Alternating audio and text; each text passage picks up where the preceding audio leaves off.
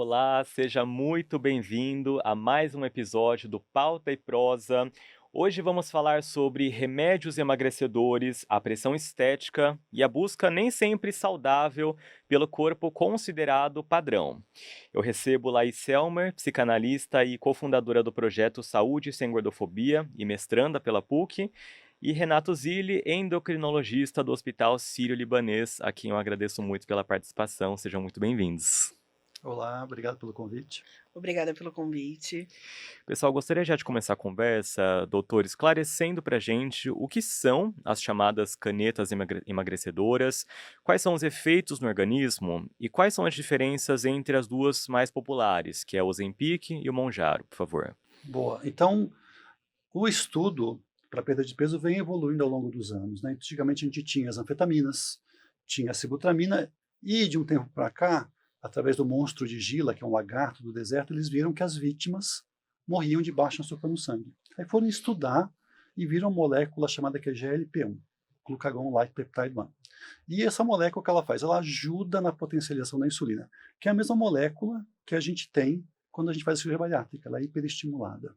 A gente tinha lá antigamente o Bieta, que era hexenatida, que era 2 vezes por dia, aí veio a liraglutida, que a gente tem, que por lei no Brasil, as medicações têm que ter nomes diferentes para indicações diferentes. Então, para obesidade, a gente tem o Saxenda, e para diabetes, a gente tem o Victoza. É importante entender que essas medicações começaram para diabetes. E aí viram que as pessoas, ao longo dos anos, elas emagreciam.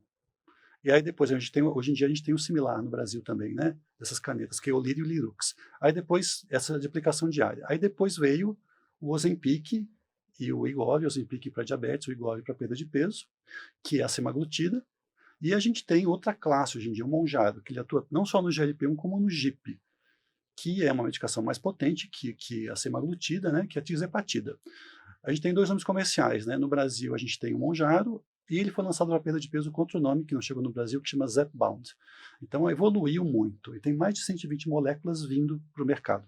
Entendi. Doutor, só para localizar a gente no tempo, quando que perceberam que é possível usar esses medicamentos para emagrecimento?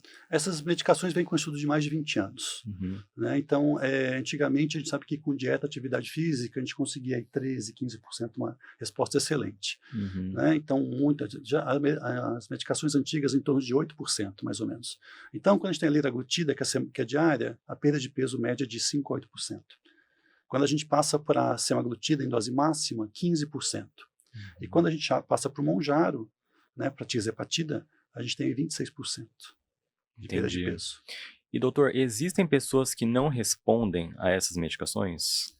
Então, antigamente, só para trazer, a gente tinha cirurgia bariátrica, uma perda de peso de 25 a 35. Então mudou o paradigma do tratamento da perda de peso.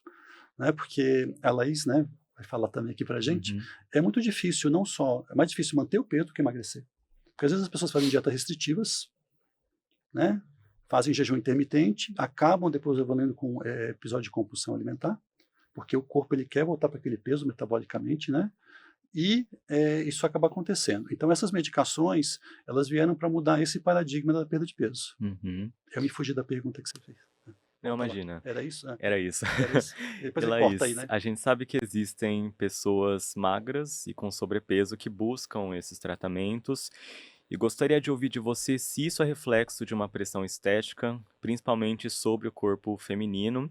E já até emendando o que o doutor falou sobre cirurgia bariátrica, como que o movimento antigordofobia vê a questão da cirurgia bariátrica hoje em dia? Eu parto de um olhar, né, psicanalítico, né, sobre o tema. Então, assim, eu acredito que o ambiente, ele contribui bastante, né, então o momento social que a gente está, sociocultural, ele influencia. Claro que tem as particularidades de cada um, mas a gente vê que as pessoas, têm muita dificuldade de acesso, tanto a equipamentos médicos, a gente tem, né, pessoas que morreram por falta de atendimento médico, por não ter equipamento. A gente tem uma dificuldade, né, de acesso a vestimenta, a tudo, que faz uma pressão muito grande. Então a pessoa ela tem que se esforçar muito para ela poder ser gorda, né, e viver na sociedade. Por isso que a gente fala que não existe romantização da obesidade, porque é super difícil ser uma pessoa gorda no Brasil. E aí a gente vê que muitas pessoas recorrem, sim, a formas de emagrecimento, mas existe um outro olhar, né? E aí eu falo de uma outra visão, que é que o corpo é uma constituição psíquica. Então, muitas pessoas elas emagrecem, né? Mas o próprio psiquismo não se reconhece naquele lugar. Eu já recebi pacientes que fizeram bariátrica, fizeram uso de emagrecedor, e aí, de repente, olha no espelho e não se reconhece, né? Porque estava acostumado ali com uma outra imagem, a mudança é muito rápida, né? Então, assim, Uhum. aí a gente vê, algumas pessoas sentem isso de forma consciente e outras ficam no inconsciente. Por isso que tem também essa forma de muitas pessoas ter o reganho de peso. E aí a gente tem um desdobramento que são os transtornos alimentares, né? Porque muitas pessoas têm tanto medo de ser gordas que inclusive adquirem, né, essas medicações sem indicação médica, né? Sem indicação, sem Com necessidade. peso normal. É. Uhum. E na clínica, Laís, você percebe esse impacto especialmente sobre mulheres e minorias como o público LGBT? Sim, as mulheres elas têm uma pressão muito maior, né, a gente tem, o machismo, né, colocando os homens como tendo que ter um corpo maior, então, assim, o homem gordo ele ainda acha mais possibilidades até de vestuário. Agora as mulheres não. A partir, por exemplo, de uma numeração de 44, as mulheres já não acham em lojas de departamento de roupas, em shopping, só em lojas específicas. Então aí a gente já vê que o corpo feminino ele é muito mais punido se ele não tiver, né, ali em obediência. Tem um livro que se chama Gordura é uma Questão Feminista, da Suzy Orbach, que é uma psicanalista inglesa. Ela fala muito disso, que o corpo feminino é muito mais cobrado do que o masculino, né? De seguir um padrão estético. Uhum. E antes de passar para o doutor, eu gostaria de perguntar para você, Laís, o que pessoas magras podem fazer para ser mais inclusivas e nesse combate à gordofobia? Eu acho que a gente precisa muito se colocar no lugar do outro. Por exemplo, eu faço mestrado e ali na cadeira universitária eu preciso de uma cadeira de obeso. E aí, quando eu vou pedir, às vezes não tá lá, enfim, vai o pessoal da manutenção levar. E aí as pessoas começaram a perceber que há necessidade de ter, né, uma cadeira e o rapaz da manutenção, depois de algumas aulas, ele entendeu que seria melhor para mim, em vez dele chegar no meio da aula com a cadeira, ela já está lá quando eu chegar. Então acho que a gente precisa começar a pensar em espaços físicos que que são universais, que atenderia tanto uma pessoa magra quanto uma pessoa gorda. Uhum. E doutor, essas queixas que a Laís citou, o senhor vê na prática chegando no seu consultório? O que eu vejo interessante você falando é que existia uma ideia que ainda está arraigada em certo ponto, que a pessoa obesa é um problema de caráter. É Ou uma ela falha moral. é um problema, ou você é obeso porque você quer, né? Então assim, né? Então eu vejo muito, né? Então a pessoa, muita gente entende isso, né? Então assim, eu sou obeso, está internalizado na nossa cultura, né? Então quando você mostra a pessoa que não é, tanto que quando a pessoa vai emagrecer, eu falo assim, ó, uma coisa é a gente tratar com compulsividade, outra coisa é perda de peso. Porque não adianta a pessoa bater uma barra de chocolate todo dia e contar com colher de arroz, né? Então você tem uma ansiedade, você tem uma depressão.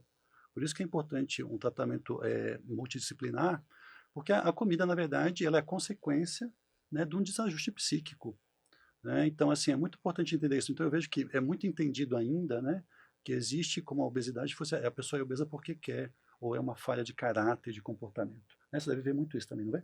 Sim, eu vejo bastante. E a gente vê muito na mídia essa responsabilização, a gente vê nos pacientes, às vezes tem comentários do tipo, ah, você tem um rosto tão bonito, por que que você não emagrece? E às vezes a pessoa, ela tentou de tudo, né? Tem um movimento também de pesquisa na área da filosofia, da sociologia, que tenta olhar para a questão, né, da obesidade com outro olhar, até mesmo como uma tem um livro Sociologia da Obesidade, do Polem, ele fala que depois da Revolução Industrial, a gente tem um aumento dos corpos.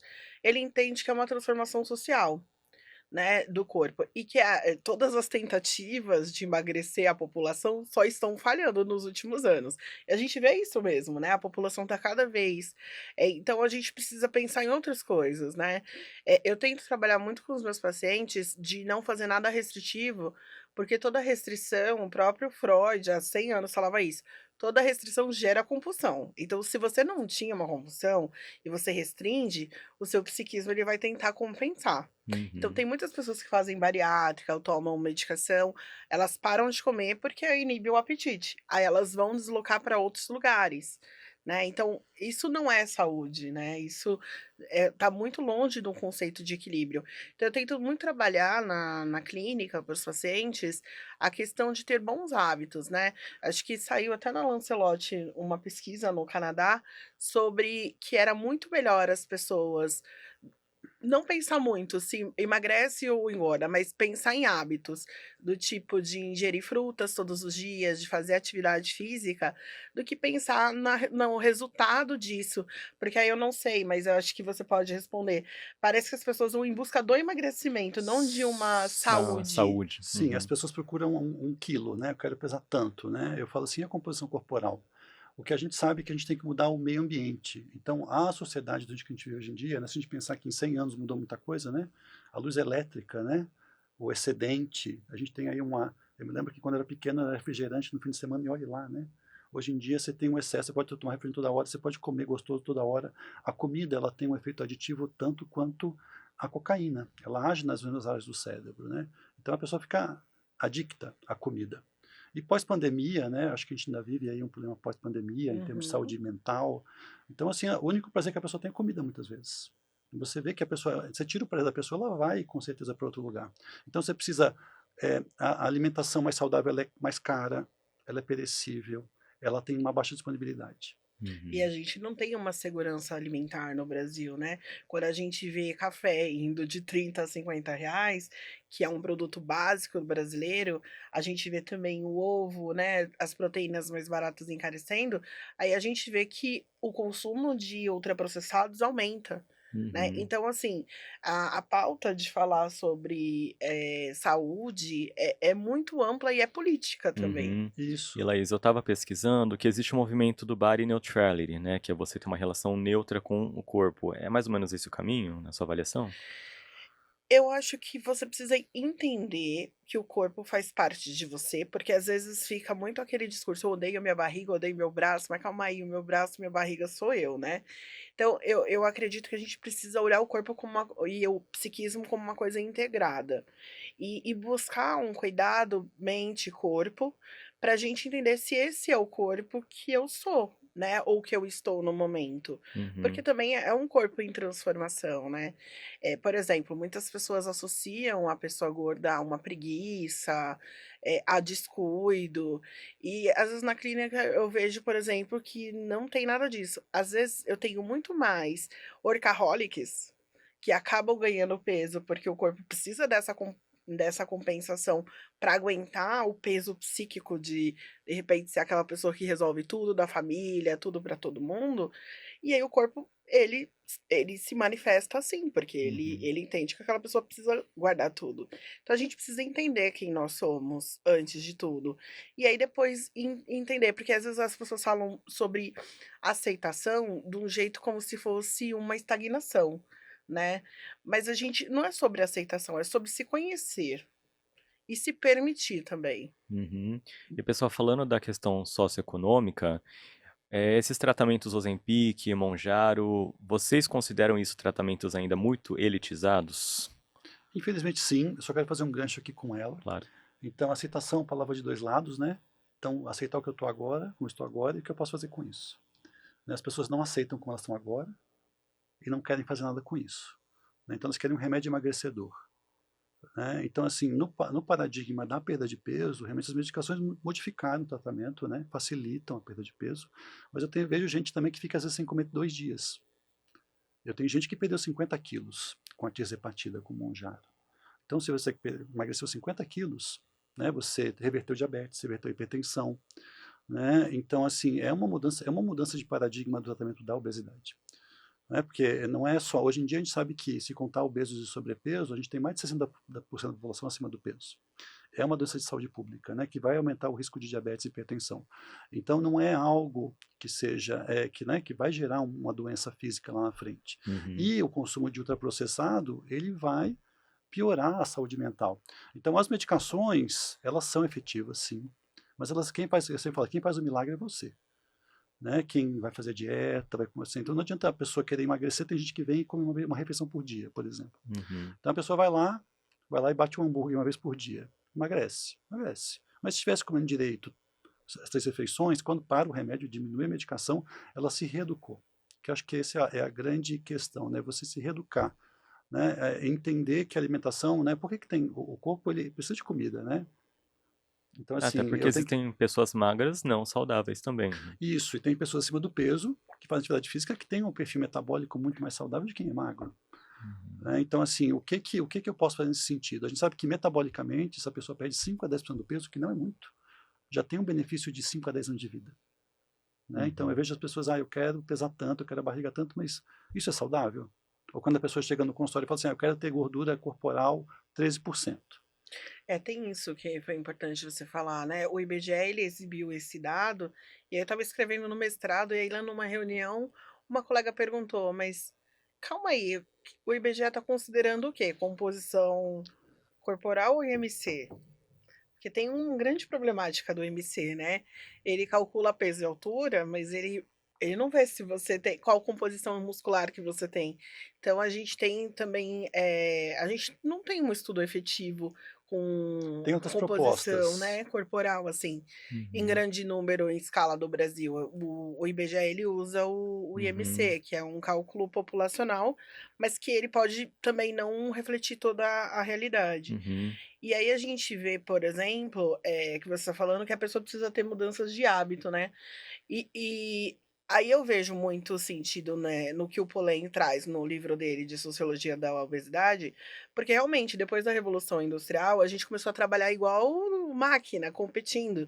Então muitas pessoas não comem, né, direito, tem trabalhos que tem pausa de 20 minutos para comer. É muito pouco tempo, como que você mastiga direito? Né, então a gente vê que realmente faz sentido. Acho que a gente precisa repensar a sociedade, a nossa relação com o trabalho também e qualidade, né, eu acho que tem um outro olhar para isso também. Uhum, entendi. Doutor, falando das canetas, né, as chamadas canetas emagrecedoras, eu gostaria de saber se é um tratamento pontual ou se é permanente. Como que funciona? A obesidade é uma doença crônica, né? Então ela vai ser uma doença que precisa de acompanhamento. Né? Então, se a gente perceber que a medicação ela faz efeito enquanto você toma, mas ela fala assim, então o remédio não funciona. Não, é que na verdade tem um defeito metabólico junto. Né? Então, assim, os estudos mostram exatamente isso que a gente estava conversando antes. A pessoa emagrece, né? Às vezes ela não faz dieta, não faz atividade física, ela perde músculo, massa magra, que é o que importa pra gente, e depois ela volta para aquele peso que ela tinha antes, só que com mais composição de gordura do que antes. Então a medicação ela vai te ajudar a emagrecer, só que assim, como eu falei, tem que se alimentar melhor, tem que trabalhar o emocional, o psicológico, tem que fazer uma atividade física, a qualidade do sono, né? Então, assim, o que a gente tem hoje em dia, que a gente sabe também, é a apneia do sono, né? A apneia é quando a pessoa deixa de respirar à noite, né? E até pouco tempo atrás, o único tratamento que tinha é o CPAP, que é aquela máquina que faz pressão, que é muito ruim. Sim, E, eu tenho apneia, é ruim. né, por exemplo, o Monjaro, a tirzepatida, final do ano passado, foi aprovado pelo FDA, né, que é o órgão a Anvisa dos Estados Unidos, para tratamento de apneia do sono. Então, assim, você tem uma possibilidade de uma medicação que vai ajudar só na perda de peso, como também para a apneia. Essas medicações das canetas, elas têm uma outra vantagem ainda. Né? Antigamente, as medicações, a sibutramina, a pessoa emagrece, mas quem tem mais idade aumenta o risco de infarto. Essas medicações chegam a diminuir o risco de infarto em até 25%. Então, você tem aí um efeito metabólico. Né? Então, não é só perda de peso. Você está ganhando anos de vida, você está evitando infarto, está evitando derrame. Uhum. E nesse sentido, doutora, a bariátrica, que é um procedimento bem mais invasivo, tende a diminuir a busca pela bariátrica? E a gente vê que a bariátrica ela vem um decréscimo, né? A cirurgia bariátrica, ela até recentemente era um método que mais emagrecia, né?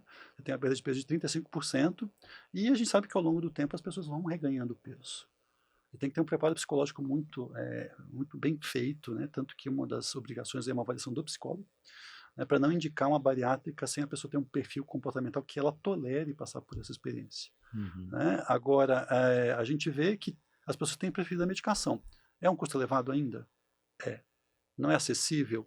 Né? A partir do ano que vem, a gente sabe que cai a patente da semaglutida, né? Então, a partir de março, então, vai sair mais em conta, provavelmente, no mercado, e tem mais de 120 moléculas vindo aí, que podem ajudar, né, a pessoa no tratamento da perda de peso. A gente sabe que, geneticamente, dependendo do estudo, a gente tem um componente genético da obesidade de 40% a 80%. Uhum. E aí tem a epigenética, né, que é esse caos social. Eu acho que depois da pandemia, essa mistura também eu observo muito, né, no comportamento das pessoas, a o home office, as pessoas começaram a trabalhar até mais. Porque, elas não fazem direito à pausa do almoço, não faz todas as refeições, diminuiu, a questão da movimentação corporal mesmo, né, porque você Sim, fica ali sentado, e a então geladeira do lado. é. Todos falam que a geladeira é só você ir levantar e ir na Uhum. cozinha e comer alguma coisa. Então tudo isso conta, mas as canetas realmente elas mudaram esse paradigma.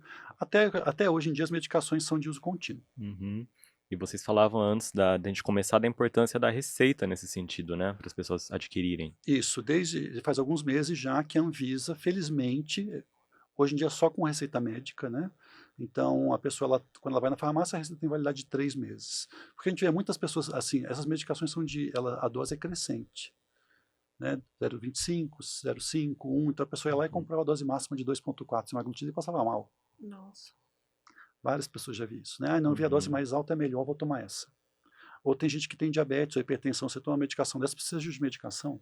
E tem pessoas que têm anorexia, né, que Uhum. são pessoas que se veem como pessoas com peso maior, mas não são, às vezes estão até em desnutrição e estavam tendo acesso, né. Sim, Uhum. E então, com a receita, né, hoje em dia a gente tem um controle melhor só por médico. E uhum. outra coisa que saiu recentemente é que é proibida a manipulação. Então, a gente via muitas pessoas tomando, né, indicado por alguns colegas, farmácia de manipulação, que manipulavam liraglutida, ou semaglutida, ou mesmo a tirzepatida, Uhum. né, que a gente não sabe a procedência, e eu vejo que muitas vezes não funciona, não é tão efetivo. Então, você coloca em risco a saúde da pessoa, né, uma medicação que não tem todo um estudo, um controle da medicação usada por anos. Então, a Anvisa, felizmente, tomou essas medidas. E doutor, uma pessoa que toma essa dose exagerada, quais são os riscos, quais os efeitos? Então, essas medicações elas vão agir em 3 lugares, né? Elas diminuem o apetite no cérebro, elas fazem com que o estômago fique um pouquinho mais devagar e produz insulina quando a pessoa come, em quem tem diabetes. Então, às vezes, como ela é progressiva, a pessoa vai tolerando, se você vai para uma dose mais alta, você vai sentir uma sensação de peso, de empachamento. Você pode ter diarreia ou constipação, que é mais comum, pode vomitar, pode desidratar. Então, a maioria dos sintomas são gastrointestinais, né? São sintomas relacionados, né, ao intestino, ao estômago. A gente vê que progressivamente, né, da liraglutida para a semaglutida para a tirzepatida, o Monjaro, o efeito colateral diminui muito. Mas a medicação é muito individual. Tem gente que tomou tirzepatida e não se deu bem e foi tomar liraglutida. Então, assim, a medicação depende da pessoa, depende do comportamento da pessoa, do estilo de vida, não é uma fórmula matemática. Uhum. E Laís, você comentava que isso é uma questão socioeconômica. Na clínica, você percebe que isso atinge pessoas mais novas, mais velhas ou todas as idades? Todas as idades, né. Mas aí eu vou considerar que o recorte que eu atendo, quem procura psicanálise hoje em dia, psicoterapia, é um público de classe média, média alta, né. Mas, a gente vê crianças com preocupação de serem gordas, assim, crianças pequenas de 6 anos, já com indicativos de transtornos alimentares, com medo, né, de engordar, e a gente vê eu vejo muito mais mulheres do que os homens, não que os homens não sofram, já atendi homens, né, e aí tem essa questão da acessibilidade, né, que dificulta bastante, mas também já atendi pessoas gordas que não tem nenhuma questão, não entenderam que aquele é o corpo delas, tentam ter uma vida mais saudável possível e não é uma demanda, né, Uhum. porque é isso que eu falo também. A psicanálise ela tem esse olhar, né, por mais que o ambiente influencia, ainda tem o filtro que cada pessoa faz, né. Uhum. Mas, por exemplo, eu criei o Saúde Sem Gordofobia, porque muitos médicos, eles olham ali o corpo gordo e não fazem uma investigação da queixa do paciente. Então eu tenho, né, infelizmente, ali no Saúde Sem Gordofobia, as pessoas mandam mensagem, eu tenho conhecidos que, uma pessoa quebrou o pé, o médico não fez o exame de raio-x para ver, ela chegou queixando de dor. E aí ele falou que é porque ela era gorda, mas ele não fez o exame. Estava quebrado o pé, calcificou errado. Ela tem dor crônica até hoje. A gente teve uma moça que nos procurou que foi diagnosticada com câncer tardiamente, porque ela ia e falava só: "Olha, é porque você é gorda, você tem que emagrecer". Então, assim, existe esse problema grande, assim, foi por isso que a gente criou o Saúde Sem Gordofobia, que Uhum. são médicos que não é que eles vão falar: e faça isso ou faça aquilo", mas eles vão ouvir a queixa, né, do paciente e tentar entender. Porque eu até creio que o Hipócrates, né, que falou isso. Antes de você tentar curar alguém, você precisa perguntar se a pessoa quer ser curada daquilo, né. Então a gente trabalha um pouco nessa perspectiva, inclusive eu como psicanalista e também nesse projeto. Uhum. E na própria formação, né, de você informar, né, o profissional de saúde, né. Então a gente vê que na faculdade não tem uma formação específica para isso, né, não é no dia a dia, né. Então, entender que tem toda uma dinâmica, né, socioeconômico-cultural que Uhum. envolve nisso, né, eu acho que educar a população, né. Entendi. E, Laís, uma pessoa que é vítima desse preconceito no ambiente médico, o que que ela pode fazer? A gente fala para tentar denunciar no saque do hospital, né, ou até nos órgãos de medicina, mas assim, efetivamente não se tem. Eu já fiz uma denúncia, porque eu sou alérgica a camarão, e uma certa vez eu fui pra praia e eu esqueci de avisar que eu era alérgica, e acho que eles fritaram o que eu pedi no mesmo óleo. Então, né, não foi pouca concentração, mas me deu reação.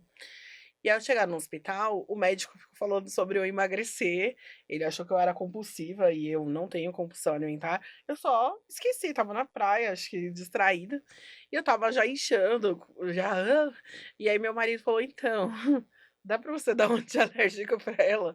E eu reclamei, não tive resposta até hoje, então assim, as pessoas ficam um pouco com receio, e aí a gente percebeu que elas não estavam indo no médico, e a gente fala: "Não, não é sobre isso. Você merece cuidar da sua saúde, você tem que ir ao médico sim", pergunta, né, as opções, inclusive a minha endócrina ela fala, eu tenho uma questão de hipotireoidismo, eu acompanho com a minha endócrina, ela fala: "Olha, Laís, temos 3 possibilidades aqui, essa, essa. As causas são essa, e aí eu escolho, né", que eu acho que é isso também.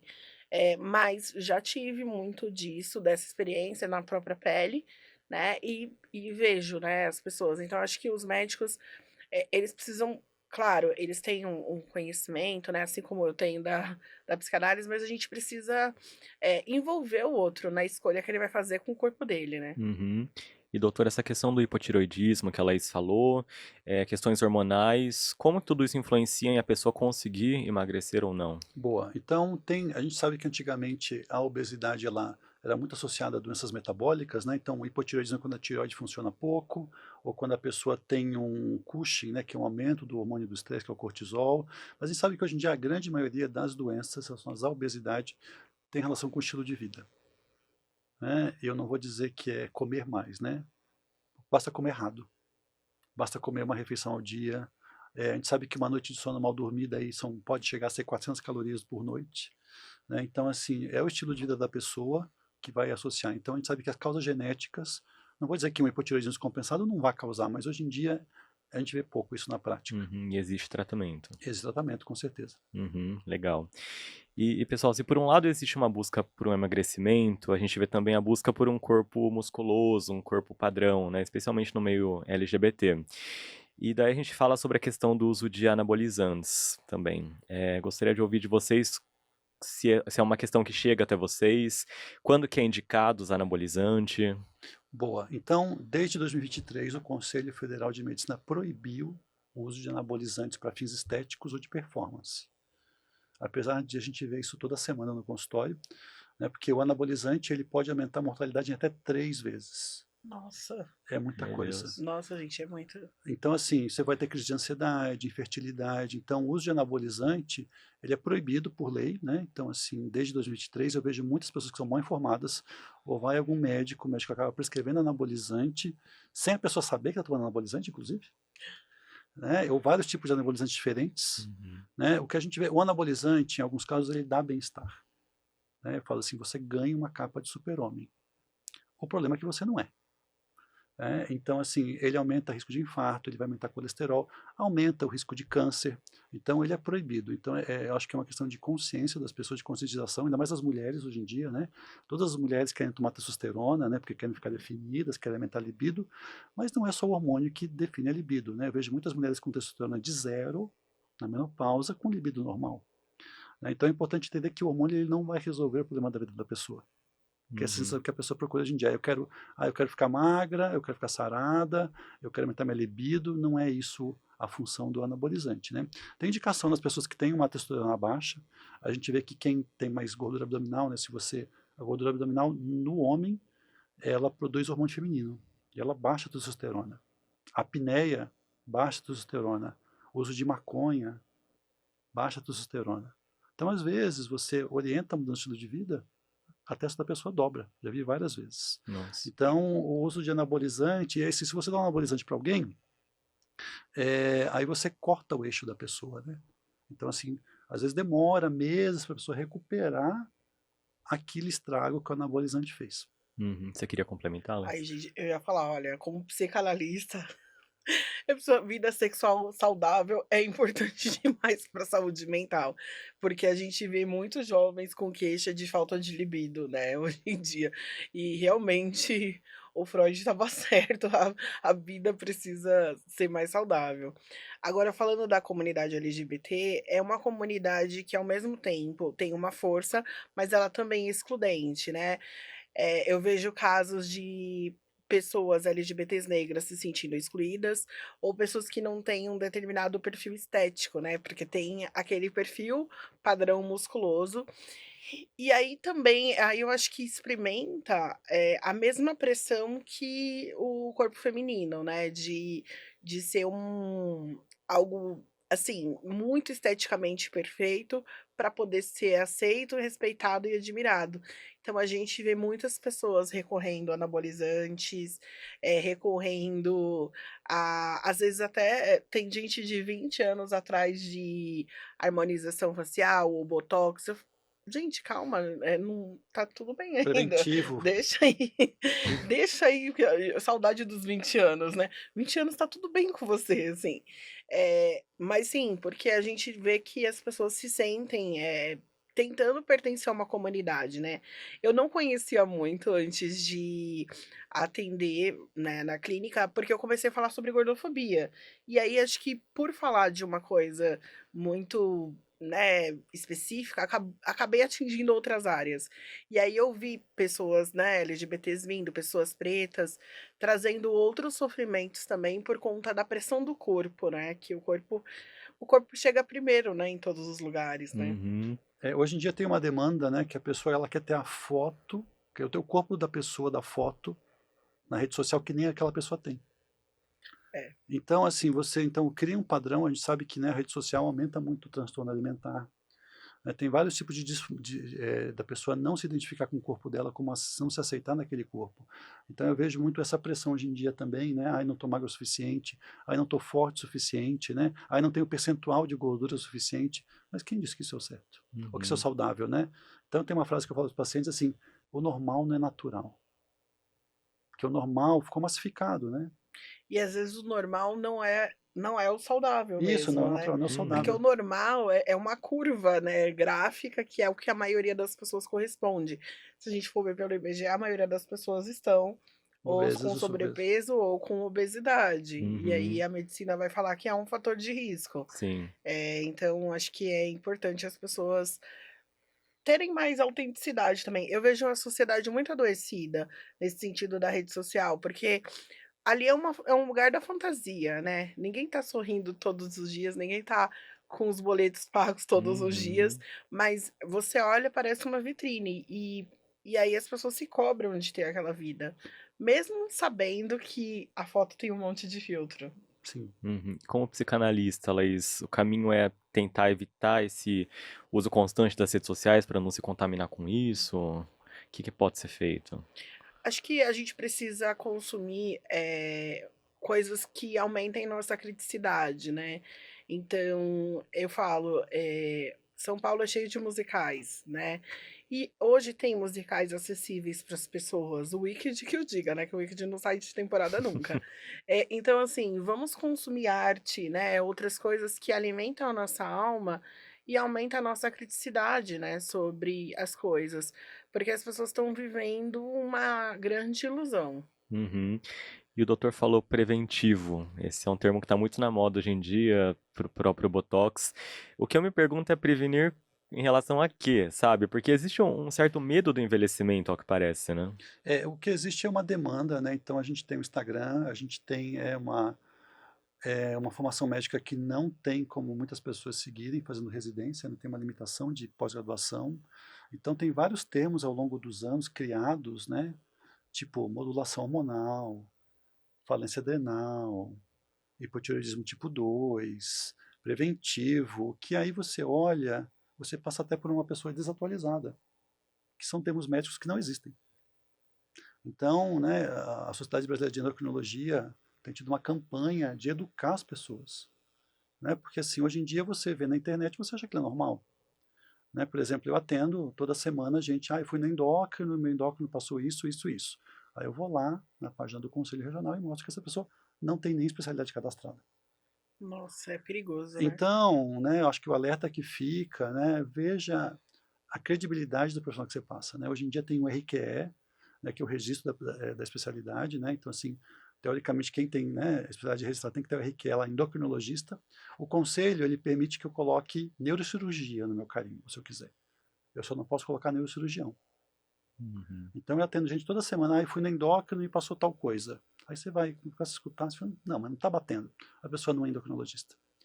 Né? Então, acho que não é só para endocrinologia, né? Então, assim, existe uma pressão estética, existem as promessas mágicas, existem as doenças que foram inventadas, que hoje em dia existe um consumo para isso, né? Então, assim, Uhum. educar as pessoas, né? Eu tenho pacientes, por exemplo, que tomaram anabolizante e hoje em dia estão inférteis. Ou tem gente que tem crise de ansiedade, né? Porque você aumenta, ou crise hipertensiva. Então, assim, não é uma coisa sem risco. Aí a pessoa vai dizer, não sabia nem que estava tomando anabolizante, que foi passado pelo endócrino, que nem endócrino é. Então, a gente está nesse nível na medicina hoje em dia, infelizmente. Hoje em dia parece que todo mundo pode ser especialista nas redes sociais, Sim. né? Da onde que vem, Laís, essa busca por respostas rápidas e respostas prontas? Tem uma ansiedade, né, tanto que a gente tá vendo pessoas procurando fazer terapia pelo ChatGPT, e já temos um caso de suicídio, né. Nossa. É. Porque assim, as pessoas querem algo muito, rápido, né. Eu tenho um colega psicanalista que ele fala: "Terapia não é miojo". Leva tempo, né. Um processo de psicanálise, por exemplo, ele transforma. Ele não vai atrás de uma cura só de diminuir sintomas de ansiedade, mas você se transforma no processo. E isso leva tempo. E as pessoas estão com pressa, assim, elas estão, acho que competindo mesmo com as máquinas, de se evoluir, se atualizar tanto quanto, né. Como, por exemplo, muitas pessoas buscam emagrecimento rápido, mas como, né, o doutor tá falando, tem que ter uma mudança de hábito e uma manutenção, né, senão não vai persistir, vai reganhar o peso. Uhum. E viralizou um termo que eu até queria ouvir de vocês, se é problemático ou não, que é o cabeça de Ozempic. Viralizou esse termo. O que que é Ozempic Face. Ozempic Face? Exato. O que é isso, Então doutor? acaba, essas pessoas emagrecem muito rápido, né, acabam perdendo essa gordura aqui e ficam com o corpo que a gente fala que é meio chupado, né. Na verdade, acho que o bom senso é sempre, né, então assim, se você acompanha, se você emagrece com qualidade, o seu corpo não sente isso, né. Então assim, hoje em dia o padrão estético de beleza é um padrão que as pessoas estão muito magras, né.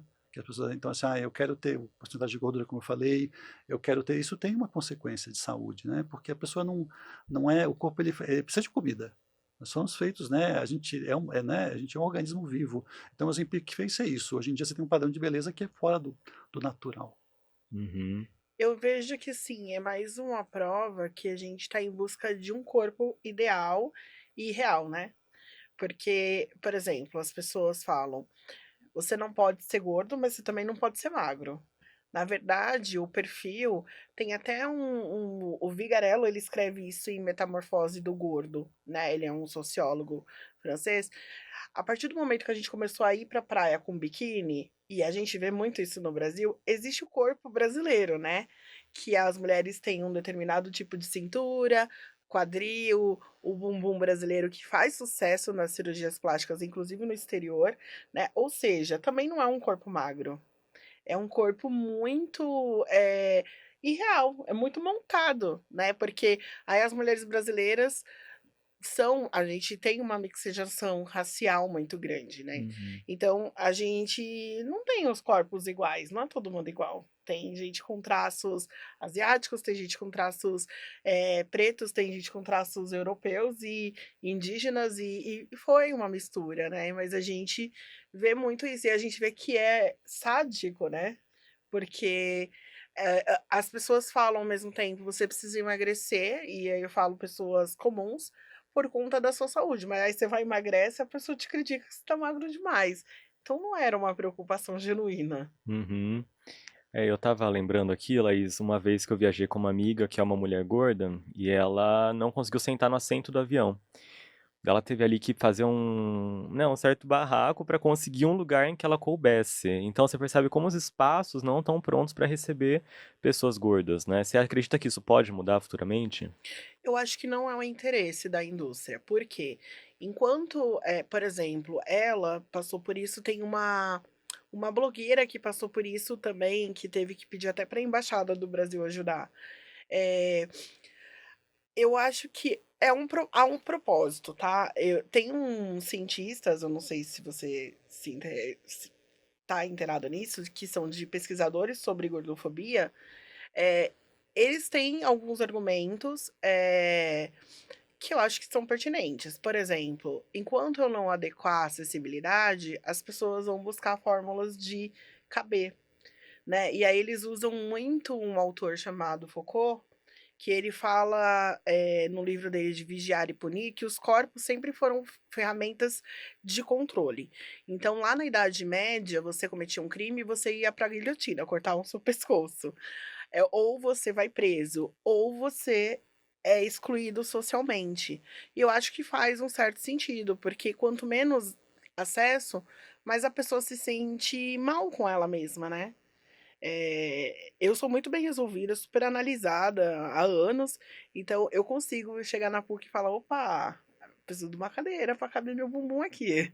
Mas tem gente que não, que aí vai loucamente tentar usar uma caneta para emagrecer loucamente dentro do processo de mestrado para caber na cadeira com os outros colegas, né. Uhum. Então eu acredito que tem uma proposta, tem um interesse financeiro das indústrias farmacêuticas, porque lucra muito, né, em ter essa manutenção, né, E eu como, acredito. como que você vê essa questão, doutor? Eu acho que tem um despreparo, existe uma inércia, né, não só em termos de obesidade, em várias doenças, você vê que não é inclusivo, né, seja autista, seja outra questão, né, existe uma demanda disso, né, e também existe, como eu falei, existe um desejo de não mudar, porque tem um custo, porque isso vai ter, não é lucrativo, então acaba que fica num vai, não vai, mas realmente existe um desinteresse, isso para mim é claro, Uhum. e um despreparo. Você também deve sofrer no avião, porque você é alto, né. Sim, sofro bastante.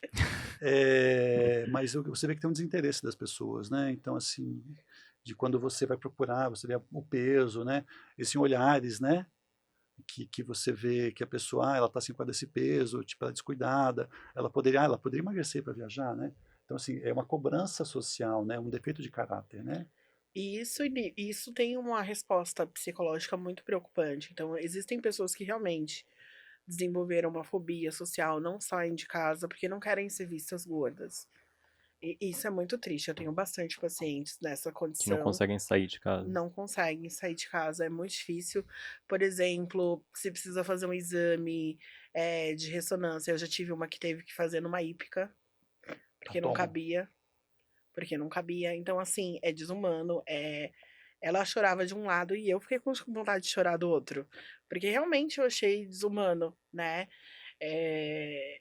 É muito difícil, então isso atrapalha bastante, né. Eu acho que, esses pesquisadores, por exemplo, eles falam que a obesidade é uma invenção da medicina para controlar corpos. Eu pessoalmente estou pesquisando sobre, eu ainda não tenho uma resposta para isso. Uhum, Mas independente se é uma doença ou não, as pessoas elas merecem respeito, né, elas pagam os impostos, o brasileiro gordo, magro, qual for, nasceu pagando imposto, morreu pagando imposto, até para morrer a gente paga. uhum, Então a gente merece e a gente tem o direito de ter os acessos. uhum. E a Como que obesidade pode ser vista como uma desadaptação, né? Então, assim, pensar em industrialização, hoje em dia a gente tem muito menos atividade física, a gente tem uma quantidade de estresse muito grande, a gente é hiperestimulado pelo WhatsApp, pelas redes sociais, então assim, a pessoa está desadaptada. E eu vejo que uma grande questão, que você deve ver muito mais que eu, inclusive, que essa questão com a comida, às vezes é o único prazer que a pessoa tem. Existe uma condensação do prazer, né? Então existe um problema de saúde mental, coletivo que a gente vê, né? Hoje em dia as pessoas não têm prazer. Você fala, o que que dá prazer da comida? Não tem esse prazer. Então a obesidade, todo problema que tem várias vertentes, ele não é um problema fácil de resolver, Uhum, né? Então acho que a primeira questão que hoje em dia a gente vê, né, com as canetas, né, que é o tema, hoje em dia tem um tratamento que é possível, que não é tão invasivo quanto uma cirurgia, né? Depende da motivação da pessoa, né? Da pessoa procurar isso, procurar se entender sobre isso, né? uhum, Com ajuda, porque eu vejo que muitas pessoas desistem da perda de peso, porque a autoeficácia da pessoa é muito baixa, né? Ela se sente uma falha humana, né? Então não é isso. Entender que uhum, tem muito mais do que isso, que a pessoa não é consciente nem consegue resolver com comportamento mesmo com uma caneta. uhum. Por isso a importância de aliar um tratamento da saúde física e mental também, né? Isso. E nutricional, né, porque Nutricional. a gente vê que o Brasil tem bastante opção, né, de alimentos, mas eles não são tão acessíveis para toda a população, né. Uhum, entendi. Pessoal, muito obrigado pela conversa, foi muito esclarecedora, obrigado mesmo. E o Pauta e Prosa fica por aqui. Contribuíram para a realização desse episódio na pauta Tiago Lacerda e Matheus Rovieso, produção Marina Franzese, videomaker Gisele Sartini, iluminação Rafael Félix, sonoplastia Flávio Borges, estagiários de mídia Pedro Silveira e Renato Camargo, apresentação e roteiro por mim, Fernando Oda. A gente te espera no próximo Pauta e Prosa. Até mais.